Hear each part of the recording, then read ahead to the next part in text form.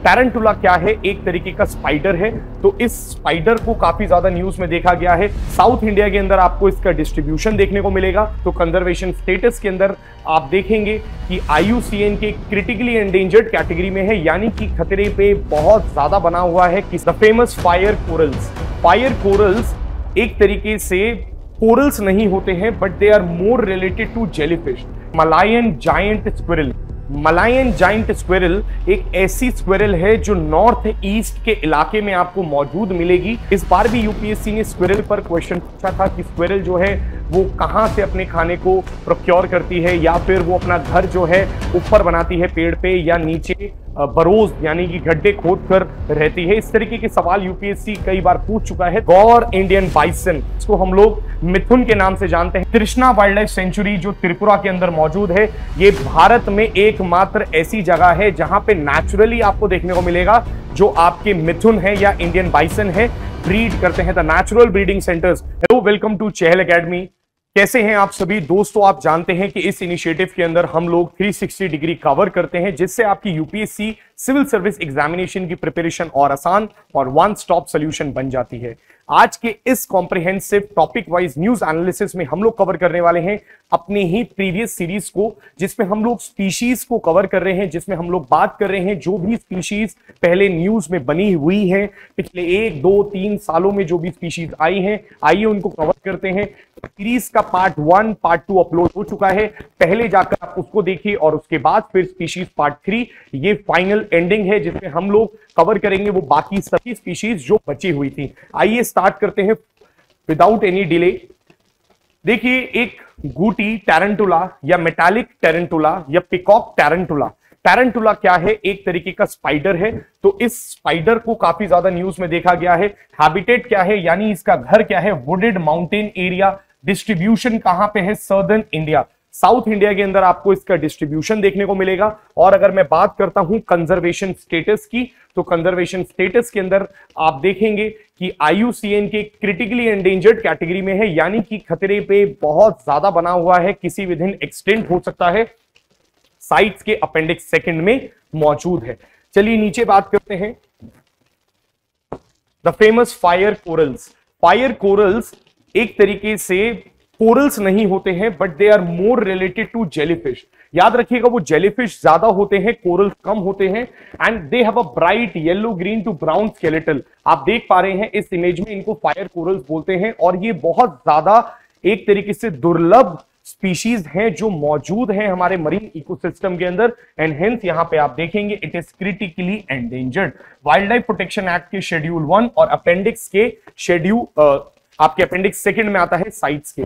तो fire corals को भी एक बार आप ध्यान में रखिएगा, ये न्यूज में रहा है, द हिंदू में काफी ज्यादा बना हुआ है। कैरकाल कैट जो है उसका हैबिटेट है सवानाज या मार्शी लोलैंड्स, या अगर मैं आपसे बोलूं ग्रासलैंड वाले जो एरियाज होते हैं, वहां पे आपको इस तरीके की जो कैट है वो देखने को मिलती है। और भारत के अंदर इसका जो डिस्ट्रीब्यूशन है राजस्थान और गुजरात में आपको ज्यादा देखने को मिलेगा। एक बात याद रखिएगा, हाल ही में integrated wild life development habitat programme के तहत जो स्पीशीज रिकवरी प्रोग्राम चलता है, यानी इसका जो थर्ड कंपोनेंट है जो हम लोगों ने पहले भी बात करी है, स्पीशीज रिकवरी प्रोग्राम में ये एक वो स्पीशी है जो अभी हाल ही में ऐड हुई है। तो 22nd स्पीशी बन जाती है कैरकाल कैट।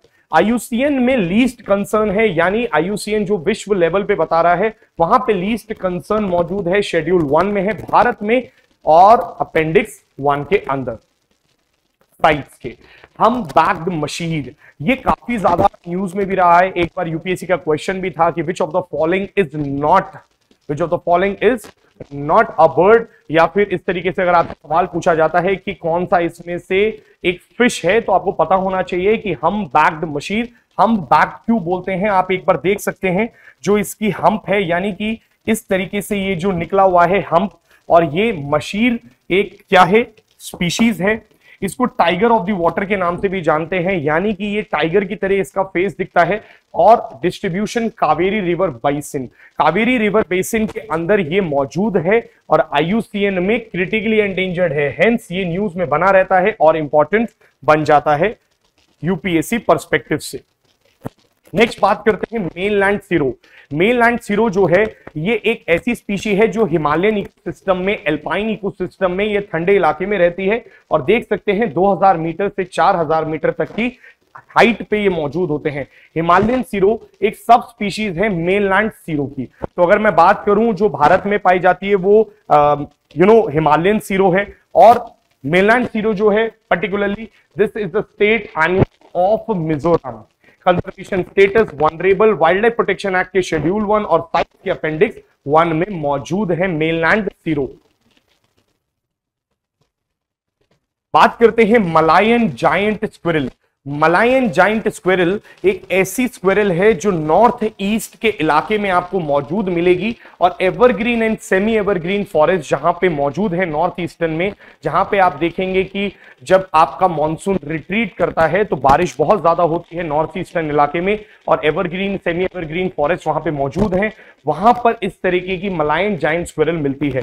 इस बार भी यूपीएससी ने स्क्विरल पर क्वेश्चन पूछा था कि स्क्विरल जो है वो कहां से अपने खाने को प्रोक्योर करती है, या फिर वो अपना घर जो है ऊपर बनाती है पेड़ पे या नीचे बरोज यानी कि गड्ढे खोद कर रहती है। इस तरीके के सवाल यूपीएससी कई बार पूछ चुका है, तो आप ध्यान में रखिएगा। इसका कंजर्वेशन स्टेटस लीस्ट कंसर्न, यानी कि इसकी मात्रा काफी ज्यादा है, आज की डेट में घबराने की बात नहीं है।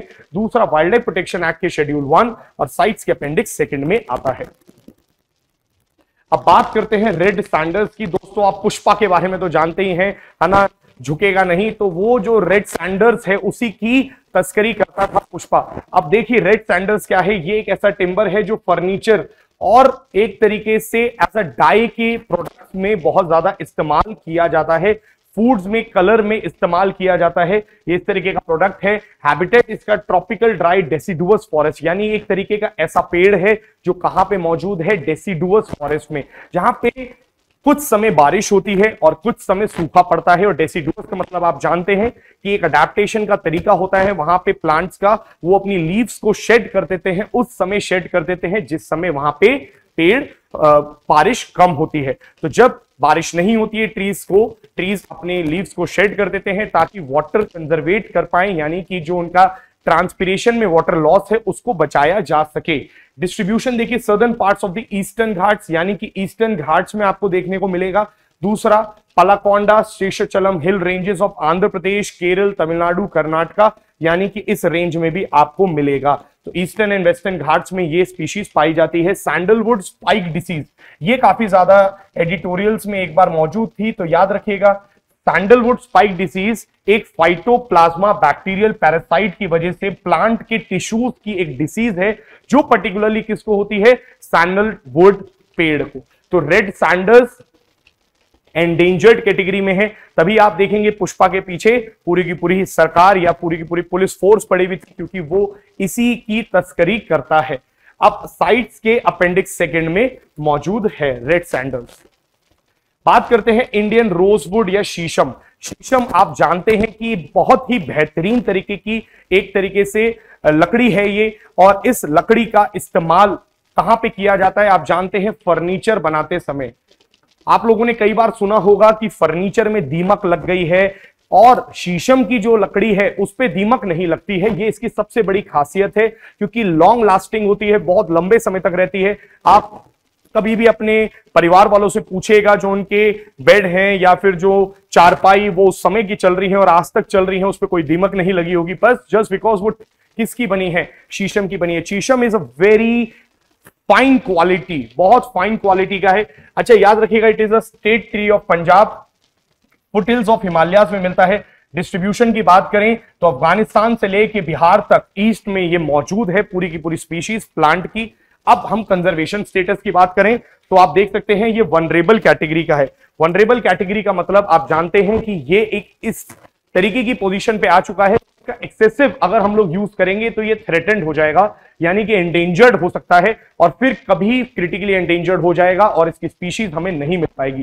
प्लांट की स्पीशीज जनरली बहुत ज्यादा क्रिटिकली एंडेंजर्ड नहीं होती है, क्योंकि प्लांट की जो हम कह सकते हैं स्पीशीज वो बहुत ज्यादा नंबर्स में अवेलेबल होती है, बट स्टिल प्लांट्स अगर वनरेबल कैटेगरी और एंडेंजर्ड में आ रहे हैं तो आप समझ जाइएगा खतरे की घंटी बहुत ज्यादा है, क्योंकि आप इतना ज्यादा ओवर एक्सप्लॉयटेशन कर रहे हैं शीशम का, जिसकी वजह से ये गायब होते जा रहे हैं। साइट्स के अपेंडिक्स सेकंड, अब देखिए यहीं पे एक बात बोली गई है, India has proposed to remove rosewood from appendix second of the CITES. अब इसका क्या मतलब है? साइट्स के सेकंड अपेंडिक्स में वो स्पीशीज आती हैं, आप जानते हैं, मैंने पहले भी बताया है। देखिए साइट्स के 3 अपेंडिक्स हैं। अपेंडिक्स 1 में वो स्पीशीज जिसमें ट्रेड रिस्ट्रिक्टेड होता है, ओनली इन सर्टेन सर्कमस्टांसेस उसको अलाउ किया जाता है। अपेंडिक्स 2 में कौन सी स्पीशीज होती है? जहां पे ट्रेड रेगुलेटेड होता है, यहां पे ट्रेड को रेगुलेट किया जाता है, यानी कि ये वो ट्रेड होता है जहां पे आपको रेगुलेशन के साथ चीजों को करना होता है। अब हो क्या रहा है, भारत के अंदर जो शीशम है वो याद रखिएगा बहुत ज्यादा खतरे पे नहीं है, यानी कि भारत में शीशम अच्छी तरीके से अवेलेबल है। तो फिर प्रॉब्लम क्या है? प्रॉब्लम ये है क्योंकि साइट इसको अपेंडिक्स सेकंड में डाल देता है और रेगुलेशन के साथ इस्तेमाल करवाता है, जिसकी वजह से भारत के फर्नीचर मेकर्स या वो व्यक्ति जो शीशम पर, इस टिम्बर पर टिके हुए हैं, जिनका लाइवलीहुड इस पर टिका हुआ है, वो अपना सामान को बिना रेगुलेशंस के फ्री फ्लो ट्रेड नहीं करवा सकते। जैसे कई बार रिस्ट्रिक्शंस होता है कि भाई 1000 किलो या फिर एक पर्टिकुलर साइज का ही आप सामान आगे ट्रेड में डाल सकते हैं, बहुत सारे रिस्ट्रिक्शंस लगा दिए जाते हैं। तो वो रिस्ट्रिक्शंस को अवॉइड कराने के लिए भारत कह रहा है कि इसको साइट से हटा दो। हाँ, ओवरऑल ग्लोबल लेवल पे हो सकता है इसकी स्पीशीज की वनरेबिलिटी बढ़ती जा रही है या फिर ये एंडेंजर्ड हो जाए, बट भारत के अंदर अच्छे रूप में, अच्छी मात्रा में प्रोटेक्टेड है और हमारे लोग जो हैं इस पर टिके हुए हैं, इस पर डिपेंडेंट हैं। तो कृपया ऐसा ना करिए कि आप इसको अगर बैन कर देते हैं या रेगुलेट करते हैं तो हमारे लोगों का जो लाइवलीहुड है, हमारे लोग जिनका पेट इसी से चलता है, उनके ऊपर एक बहुत बड़ा हार्म या उनके ऊपर एक बहुत बड़ी विपदा आ जाती है। इसलिए भारत ने साइट्स में रिक्वेस्ट करी और थोड़ा सा रिलैक्सेशन भी मिला है हमें हाल ही में। बात करते हैं कोमोडो ड्रैगन्स। कोमोडोस ड्रैगन, नाम ड्रैगन है बट याद रखिएगा ये ड्रैगन नहीं है दोस्तों, ये एक लिजर्ड है। लिजर्ड यानी कि एक छिपकली है, विश्व की सबसे बड़ी छिपकली यही है। आपने अपने घरों में छिपकली जरूर देखी होगी, छतों पर, ट्यूबलाइट के पीछे। ये दोस्तों ऐसी छिपकली है, आप ही को निकल जाएगी पूरा का पूरा। बहुत बड़ी छिपकली है, यानी कि इसको ड्रैगन छिपकली के नाम से भी जानते हैं। अब इसका डिस्ट्रीब्यूशन देख लो, क्या भारत में पाई जाती है? No, in India it is not found. ये एंडेमिक है, कहां पे? Komodo national park, UNESCO world heritage site भी है।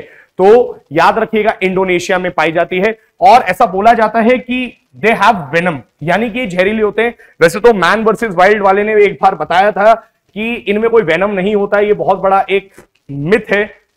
अब इस बात का प्रमाण बहुत ज्यादा साइंटिफिकली नहीं मिल पाया है कि वेदर दे हैव वेनम्स और not, but yes, by some people it is claimed that they have a venom and that venom can be utilized very easily in the medicine field। तो इनका बहुत ज्यादा मारा जाता है, इनको हंट करा जाता है, इस वजह से इनकी जो पॉपुलेशन है वो डिक्लाइन होती जा रही है और IUCN की वनरेबल कैटेगरी में आता है, साइट्स के अपेंडिक्स 1 में आता है, ध्यान में रखिएगा। चलिए आगे बढ़ते हैं। The golden bird wing, very very famous दोस्तों, भारत की सबसे बड़ी बटरफ्लाई। बटरफ्लाई तितली आपने बचपन से देखी होंगी, बट ये तितली भारत में सबसे बड़ी तितली है और इसका डिस्ट्रीब्यूशन नेपाल, बर्मा, चाइना तक है और नॉर्दर्न इंडिया में पाई जाती है। IUCN लीस्ट कंसर्न साइट्स के अपेंडिक्स 2 में मौजूद है। बात करते हैं साइगा एंटीलोप की। साइगा एंटीलोप, इसका जो डिस्ट्रीब्यूशन है वो कहां पे है? स्टेपेस। देखिए स्टेपे क्या है? एक तरीके का ग्रासलैंड है। वो कौन सा ग्रासलैंड है? जो यूरेशिया, सेंट्रल एशिया में पाया जाता है, उस तरीके का ग्रासलैंड है। Mongolia, Russia, only found in 1 location in Russia. Russia में भी पाई जाती है, याद रखिएगा, मात्र सिर्फ एक ही जगह पे। It is included under the CMS। हम लोग पिछले जो सीरीज 2 में हम लोग बात कर चुके हैं, कन्वेंशन ऑन माइग्रेटरी स्पीशीज, यानी कि बॉर्न कन्वेंशन के अंदर भी ये आता है। कंजर्वेशन स्टेटस देखिएगा IUCN के, क्रिटिकली एंडेंजर्ड। ये साइगा एंटीलोप दिन प्रतिदिन खत्म होते जा रहे हैं। Wild life protection act schedule 1 CITES के अपेंडिक्स 2 में मौजूद है। बात करते हैं ग्लोबा एंडरसोनी। अरे भाई, ग्लोबा एंडरसोनी क्या है? ग्लोबा एंडरसोनी डांसिंग लेडीज या स्वैन फ्लावर्स के नाम से जाने जाते हैं, यानी कि अभी हम बात कर रहे हैं फ्लोरा की। अब ये एक तरीके का ऐसा फ्लोरा है जिसका डिस्ट्रीब्यूशन कहां पे है? सिक्किम, हिमालयस एंड दार्जिलिंग। दार्जिलिंग वेस्ट बंगाल वाला जो रीजन है, सिक्किम वाला रीजन है, वहां पे आपको इस तरीके के पेड़ देखने को मिलेगा।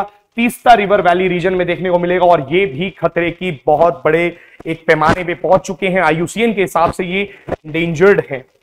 बात करते हैं द गौर इंडियन बाइसन। गौर और इंडियन बाइसन याद रखिएगा, इसका ट्रेडिशनली भी बहुत ज्यादा यूज बोला गया है। इसको हम लोग मिथुन के नाम से जानते हैं, डोमेस्टिकेटेड फॉर्म है ये। तृष्णा वाइल्ड लाइफ सेंचुरी जो त्रिपुरा के अंदर मौजूद है, ये भारत में एकमात्र ऐसी जगह है जहां पे नेचुरली आपको देखने को मिलेगा जो आपके मिथुन है या इंडियन बाइसन है ब्रीड करते हैं। द नेचुरल ब्रीडिंग सेंटर्स बाकी जगहों पे भी मौजूद हैं, बट वो नेचुरल ब्रीडिंग सेंटर्स नहीं है, यानी कि वहां पे ओपन रूप से नहीं है, XC2 प्रोटेक्शन के रूप में अलग तरीके से ब्रीड करवा सकते हैं। बट ये कौन सा है, नेचुरल एनवायरमेंट, उनका नेचुरल हैबिटेट है ये। एवरग्रीन फॉरेस्ट, सेमी एवरग्रीन और डेसिडुअस फॉरेस्ट में पाया जाता है। डिस्ट्रीब्यूशन में देख लीजिए, नागरहोल, बंदीपुर, मसीनागुडी नेशनल पार्क में ये मौजूद है। आज मैं आपसे बोल रहा हूं मौजूद है, बट त्रिपुरा की जो तृष्णा है वहां पे नेचुरल ब्रीडिंग सेंटर्स हैं। तो बाकी जगहों पे कैसे आए हैं फिर ये, बाकी जगहों पे XC2 इनको कहीं पे ब्रीड करवाया गया है और फिर नेचर के अंदर छोड़ा गया है। IUCN vulnerable wild life protection act के शेड्यूल 1 और साइट्स के अपेंडिक्स 1 में मौजूद है। बात करते हैं व्हाइट स्पॉटेड वेज फिश या बॉटल नोज वेज फिश। आप देख सकते हैं ये बॉटल नोज क्यों बोलते हैं, इसकी जो नोज है उसके लिए इसका नाम बॉटल नेक या बॉटल नोज वेज फिश के नाम से जाना जाता है। Red sea, Persian gulf, western Indian ocean में मौजूद है। क्रिटिकली एंडेंजर्ड और अपेंडिक्स 2 में पाई जाती है। अब बात करते हैं एक और बहुत ही बेहतरीन स्पीशीज जिसका नाम है इंडियन पैंगोलिन। दोस्तों, इंडियन पैंगोलिन और चाइनीज पैंगोलिन काफी ज्यादा न्यूज में रहते हैं। दोनों ही स्पीशीज भारत में मौजूद है, बट इंडियन पैंगोलिन और चाइनीज पैंगोलिन में क्या फर्क है, आंखों का फर्क नहीं है दोस्तों। ऐसा नहीं है चाइनीज पैंगोलिन जो है जिसकी आंखें कम है, नहीं नहीं नहीं, ऐसा कुछ मजाक नहीं है। बस एक बात याद रखिएगा, इंडियन पैंगोलिन और चाइनीज पैंगोलिन में कुछ डिफरेंस हम लोग देखेंगे। बट ये पैंगोलिन क्यों ज्यादा न्यूज में है और विलुप्त होती जा रही है, बिकॉज चाइनीज ट्रेडिशन के अंदर ऐसा माना जाता है कि ये जो पैंगोलिन्स हैं इनके जो स्केल्स हैं, आप देख पाएंगे ये जो स्केल्स हैं, ये फेदर्स जो हैं, यहां से चाइनीज ट्रेडिशन में मेडिसिन बनाई जाती है, यानी कि ये बहुत ज्यादा अच्छा माना जाता है। बोला जाता है कई सारी बीमारियों का तोड़ है इस जानवर के पास और इनको हंट करा जाता है, जिससे इनकी पॉपुलेशन विलुप्त होती जा रही है, खत्म होती जा रही है। एक इंसेक्टिवोर एनिमल है, यानी इंसेक्ट्स को खाता है, नॉक्टर्नल इन नेचर है, रात में ज्यादा एक्टिव होता है, डायरनल नहीं है, डीप बरोज में रहता है, यानी गड्ढे खोद के रहता है। याद रखिएगा, females are generally smaller than the males. याद रखना ये वाला पॉइंट भी भैया, जो जनरली फीमेल्स हैं वो स्मॉलर होती है मेल्स के कंपैरिजन में। Indian pangolin does not climb trees, बहुत इंपॉर्टेंट है ये बात याद रखिएगा। Indian pangolin does not climb trees but it does value the presence of trees, herbs and shrubs because it is easier to dig burrows around them. मतलब क्या बोला जा रहा है, अगर यूपीएससी कल को पूछ ले, जैसे इस बार स्क्विरल पे पूछ लिया कि भैया ये ऊपर जाते हैं क्या पेड़ पे, नहीं, ये क्लाइंब नहीं कर पाते, तो ये गड्ढे खोदते हैं नीचे और वहां पे रहते हैं। हैबिटेट में देखिएगा, ड्राई एरिया, ग्रासलैंड या हिली या डेजर्ट रीजन। थ्रेड्स, जैसा मैंने आपको बताया, स्केल्स को माना जाता है कि एक तरीके से ब्लैक मैजिक में यूज किया जाता है। स्केल्स का इस्तेमाल कहां पे किया जाता है, स्केल्स का इस्तेमाल किया जाता है मेडिसिन के अंदर। Skins are used to manufacture leather goods, boots and shoes, उसमें भी इस्तेमाल होता है। एंडेंजर्ड कैटेगरी में है, वाइल्ड लाइफ प्रोटेक्शन एक्ट के शेड्यूल 1 साइट्स के अपेंडिक्स 1 में मौजूद है।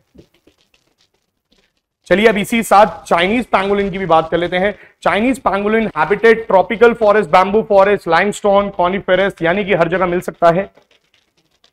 भारत में, नॉर्थ ईस्ट इंडिया में, भूटान, बांग्लादेश, म्यांमार में भी ये मौजूद है। Conservation status critically endangered. UPSC आपको कहां पे फंसा सकता है, यूपीएससी आपसे पूछेगा भैया इंडियन पैंगोलिन के बारे में बताओ, चाइनीज पैंगोलिन के बारे में बताओ। इंडियन पैंगोलिन याद रखना एंडेंजर्ड है, वेयर चाइनीज पैंगोलिन क्या है, क्रिटिकली एंडेंजर्ड है। ध्यान से, WPA की शेड्यूल 1 साइट्स के अपेंडिक्स 1। देखिए इंडियन और चाइनीज पैंगोलिन के बीच का एक डिफरेंस, इंडियन पैंगोलिन और चाइनीज पैंगोलिन के बीच का अगर आप डिफरेंस देखिए, चाइनीज पैंगोलिन के जो स्केल्स होते हैं, जो बॉडी पे स्केल्स हैं, वो बहुत थोड़े से छोटे हैं, स्मॉलर इन साइज है, जबकि इंडियन पैंगोलिन के स्केल्स बड़े हैं। यहां पे याद रखिएगा जो इनका वेट है 1.5 किलो से 2 किलो के बीच में होता है, जबकि जो चाइनीज पैंगोलिन है वो थोड़े से वेट में कम होते हैं, यानी भारत के जो पैंगोलिन हैं वेट में भी ज्यादा होते हैं। नेक्स्ट, एंडेंजर्ड और क्रिटिकली एंडेंजर्ड। नेक्स्ट देखिए टोके गेको। गेको क्या है, एक नॉक्टर्नल स्पीशीज है, एक तरीके का फ्रॉग स्पीशीज है, और एक तरीके की फ्रॉग स्पीशीज नहीं बोलते हम इसको, लिजर्ड के रूप में भी बोल दिया जाता है कई बार। और ये गेको कहां पे रहता है, ट्रीज पे रहता है, क्लिफ पे रहता है। इसकी शक्ल जो है मेंढक जैसी है, बट ये एक तरीके का लिजर्ड टाइप है। अब नॉर्थ ईस्ट इंडिया और साउथ ईस्ट एशिया, यहां पे बहुत ज्यादा पाया जाता है। थ्रेट में traditional medicine south east Asia और चाइना में इसका यूज किया जाता है गेको का। IUCN में लीस्ट कंसर्न साइट्स के अपेंडिक्स 2 में मौजूद है। बात करते हैं गोल्डन कैट की। गोल्डन कैट जो है नॉर्थ ईस्टर्न इंडिया से लेके इंडोनेशिया तक आपको मिल जाएगा और IUCN में very very near threatened category, यानी कि अभी लीस्ट कंसर्न से ऊपर आ चुका है, नियर थ्रेटेंड पहुंच चुका है, शेड्यूल 1 में है, अपेंडिक्स 1 में है गोल्डन कैट। बात करते हैं पर्पल फ्रॉग की। आप देख सकते हैं इसका नाम है purple frog, endemic to the south western Ghats, mostly Kerala में पाई जाने वाली ये स्पीशी है, यहां पे मौजूद है कहीं पे। एंटायर लाइफ इन टनल्स, ये ऐसा फ्रॉग है, बोला जाता है कि इसका पूरा जीवन काल जो है ना सिर्फ और सिर्फ एक टनल में ही बीत जाता है। आप सोच के देखिए, एक ऐसा जानवर है जिसका आधी से ज्यादा 90% उम्र सिर्फ और सिर्फ टनल्स में होती है। ये सिर्फ बाहर तभी आता है खाना खाने जब बारिश रुक जाती है, यानी कि रेन से पहले आता है, उसी समय अंडे देता है और उसके बाद वापस टनल में चले जाता है। Conservation status IUCN endangered. तो दोस्तों, अगर आप भी यूपीएससी कर रहे हैं तो पर्पल फ्रॉग की तरह हो जाइए, फटाफट से अपने टनल्स में चले जाइए। एक पेपर आने वाला है अगले साल का, तो आपको क्या करना है, सिर्फ और सिर्फ बाहर पेपर देने आना है, मौज मस्ती करने नहीं आना है। बात करते हैं घड़ियाल की। घड़ियाल जो है, देखो अभी हम लोग बात करेंगे घड़ियाल की, क्योंकि मेरे को आपको यहां पे कंपैरिजन भी कराना है। घड़ियाल, मगर, 3 नाम सुने होंगे आपने, और सॉल्ट वाटर, ये 3 स्पीशीज हैं। देखो घड़ियाल भी है, मगर भी है, सॉल्ट वाटर भी है, तीनों के बीच का डिफरेंस देख लो भाई।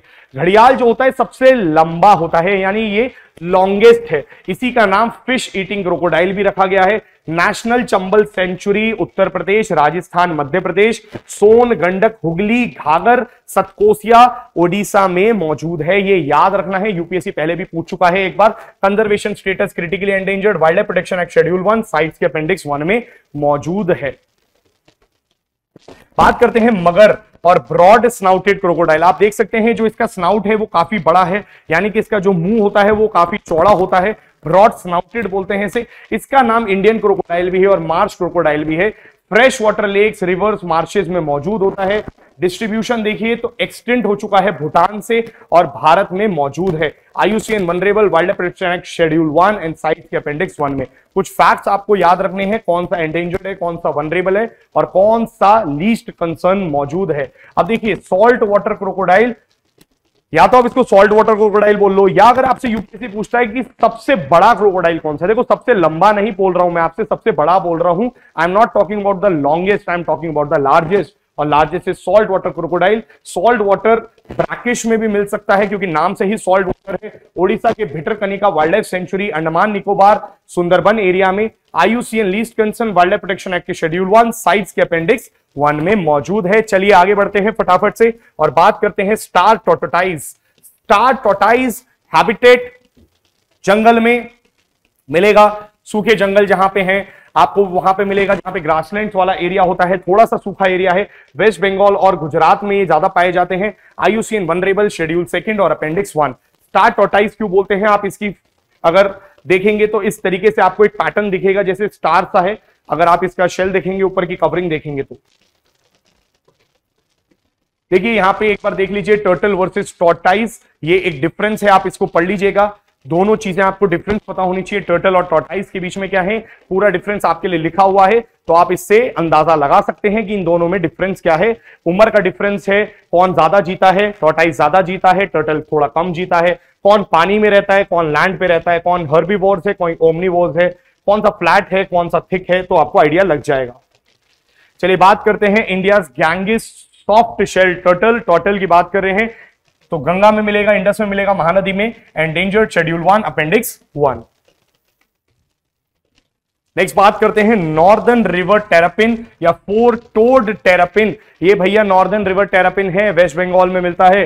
वेस्ट बंगाल सुंदरबन में बहुत ज्यादा मौजूद है, क्रिटिकली एंडेंजर्ड कैटेगरी है, बहुत ज्यादा खतरे की घंटी पे आ चुका है आज की डेट में, शेड्यूल 1 और अपेंडिक्स 1 में मौजूद है। ऐसे ही आपको रेड क्राउन टर्टल भी देखने को मिलेगा, रेड क्राउन रूफ्ड, जो इसका आप देखेंगे, जो इसका सर है उसके ऊपर लाल लाल कलर का होता है, बंगाल रूफ टर्टल भी बोलते हैं, क्योंकि इसका ऑब्वियसली कहां पे मिलेगा, नेशनल चंबल सेंचुरी 2 वेस्ट बंगाल, उस पूरी रेंज में ये मिलेगा। क्रिटिकली एंडेंजर्ड है, अपेंडिक्स 2 में है, याद रखिएगा। अब बात करते हैं Indian narrow headed small headed soft shell turtle.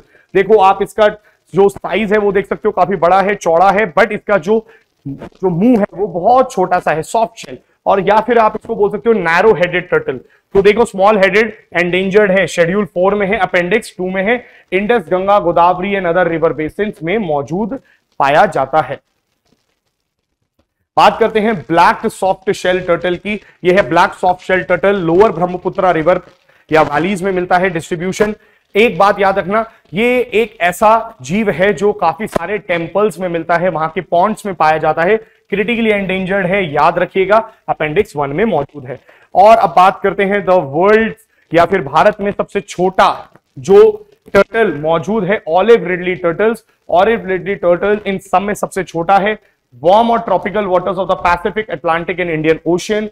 They are known as synchronized nesting. अरीबटा कहते हैं उसे। अरीबटा क्या है, देखो ये जो आप अगर देख पा रहे हो इस इमेज से आप समझ पाएंगे कि अरीबटा क्या होता है। अरीबटा का मतलब होता है मास नेस्टिंग। ये लोग क्या करते हैं, एक साथ निकलते हैं, पानी से बाहर आते हैं और मास नेस्टिंग करते हैं। यानी कि आप देखेंगे कौन से इलाके में, ये पर्टिकुलरली गहिर माता मरीन सेंचुरी है या फिर ऋषिकुल्या रुकरी कोस्ट है। ये कहां पे पड़ता है आपको, उड़ीसा के अंदर। उड़ीसा में ये लोग क्या करते हैं, एक साथ बाहर आते हैं, मास नेस्टिंग करते हैं, मास लेइंग ऑफ एग्स करते हैं। अब इसमें प्रॉब्लम क्या आ जाती है, प्रॉब्लम ये आ जाती है कि अगर एक स्पीशी मरता है तो एक बात याद रखना, सारे एक साथ मरते हैं। मतलब क्योंकि जो बहुत बड़े फ्लॉक्स में या बहुत ज्यादा तरीके से एग्रीगेशंस में निकलेंगे एक साथ, इनके साथ प्रॉब्लम भी होती है।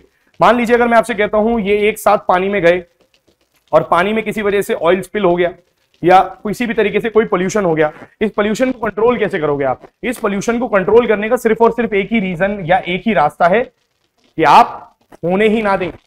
क्योंकि अगर इस तरीके का पोल्यूशन वहां पे आ गया या किसी भी प्रकार से उधर पोल्यूशन पहुंचता है तो मास नेस्टिंग होती है, तो मास टाइम भी देखने को मिलती है। आप देखेंगे कोस्ट पे ये एक साथ मरे हुए मिलते हैं और ये प्रोसीजर को अरीबटा बोलते हैं। IUCN के वनरेबल कैटेगरी में है, शेड्यूल 1 अपेंडिक्स 1। बात करते हैं पिकॉक सॉफ्ट शेल्ड टर्टल की। पिकॉक जैसा लगेगा आपको, इसके जो ये स्ट्रक्चर है पिकॉक। हैबिटेट देख लीजिए, river, streams, lakes, ponds, mud और सैंड। डिस्ट्रीब्यूशन मिजोरम, असम, बिहार, मध्य प्रदेश, उड़ीसा, राजस्थान, उत्तर प्रदेश, वेस्ट बंगाल, काफी जगह भारत में पाया जाता है। IUCN endangered, schedule 1 appendix 1।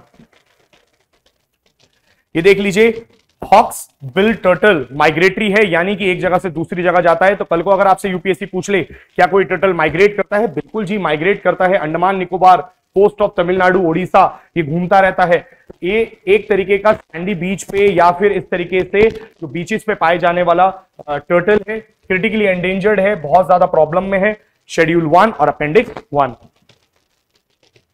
बात करते हैं देखो सबसे स्मॉलेस्ट हम लोगों ने बात कर ली, वो कौन सा था आपको पता है, ऑलिव रिडली। अब बात करते हैं लेदर बैक टर्टल की। लेदर बैक टर्टल, अब आप इसका जो बैक है वो देख सकते हो, एक तरीके से लेदर लाइक फॉर्मेशन है, तो इसका नाम भी लेदर बैक टर्टल पड़ जाता है। अब लेदर बैक टर्टल का जो ट्रॉपिकल और सब ट्रॉपिकल ओशंस में मिलते हैं। Distribution temperate water, Atlantic, Pacific. Vulnerable category है, शेड्यूल 1 अपेंडिक्स 1, याद रखिएगा। अब बात करते हैं द फेमस लेपर्ड। दोस्तों लेपर्ड आप जानते हैं, savanna, rain forest, grasslands, woodlands and riverine forest, all forested habitat, absent only in arid and deserts, over timber line in Himalayas. ये याद रखना है, क्या याद रखना है, हर जगह मिल सकता है लेपर्ड। अब मैं आपसे क्या बोल रहा हूं, लेपर्ड के बारे में बात हो रही है। लेपर्ड कहीं पे भी मिल सकता है, बट ये एब्सेंट रहते हैं एरिड डेजर्ट्स, यानी कि सूखी जगहों पे नहीं रह सकते, या फिर हिमालय में जहां से आपकी टिम्बर लाइन यानी कि ट्रीज मौजूद नहीं होते, उसके ऊपर वाला जो एरिया है वहां पे मौजूद नहीं होंगे। वनरेबल है, schedule 1 appendix 1।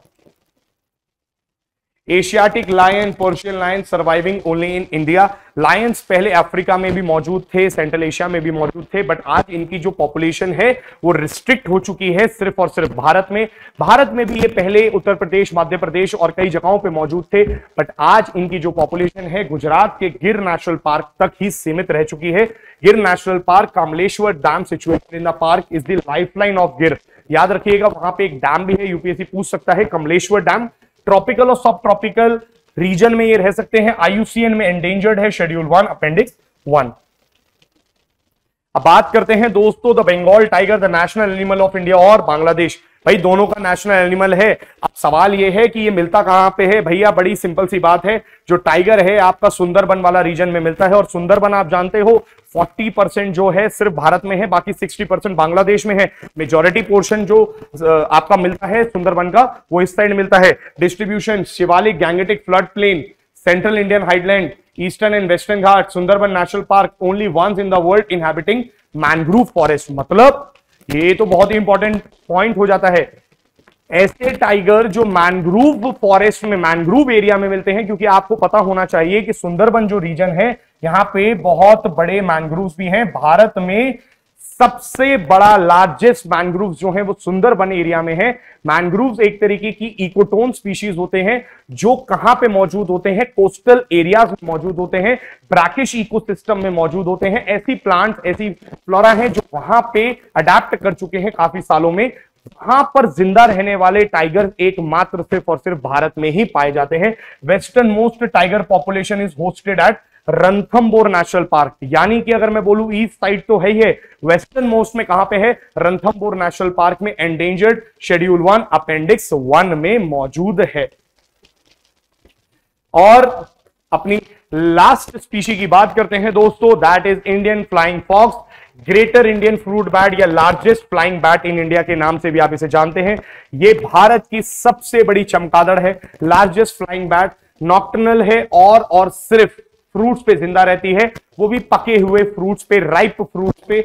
Initially thought to be strictly frugivorous, it has been observed deliberately eating insects and leaves. हाल ही में अगर आप यूपीएससी सवाल पूछे कि जो हमारा फ्लाइंग बैट है सिर्फ और सिर्फ हर्बीवोर है, तो गलत हो जाएगी स्टेटमेंट, क्योंकि कई सारी किताबों में दे रखा है कि वो हर्बीवोर्स है। जी नहीं, हाल ही में पता चला है इंसेक्ट्स को भी खाता है जो पत्तियों पे पाई जाती हैं। It also eats flowers, pods, bark, cones, twigs. Their diet changes seasonally, यानी कि अपनी जो डाइट है उसको समय समय पर, जैसे सीजन चेंज होते हैं वैसे इनकी डाइट भी चेंज होती है। बट याद रखना इंसेक्ट्स भी खाता है। It is also capable of transmitting several viruses to humans, यानी कि पर्टिकुलरली जूनोटिक डिसीजेस का खतरा रहता है। What are zoonotic diseases? वो डिसीजेस होती हैं जो एनिमल से ह्यूमंस में ट्रांसफर हो सकती हैं। तो जूनोटिक डिसीजेस का खतरा मेंटेन्ड रहता है किसके थ्रू? इस तरीके के बैट से। आप जानते हैं निपा वायरस और अलग अलग तरीके के वायरसेस होल्ड कर सकता है ये। The males are generally larger than females. UPSC उल्टा लिख देगा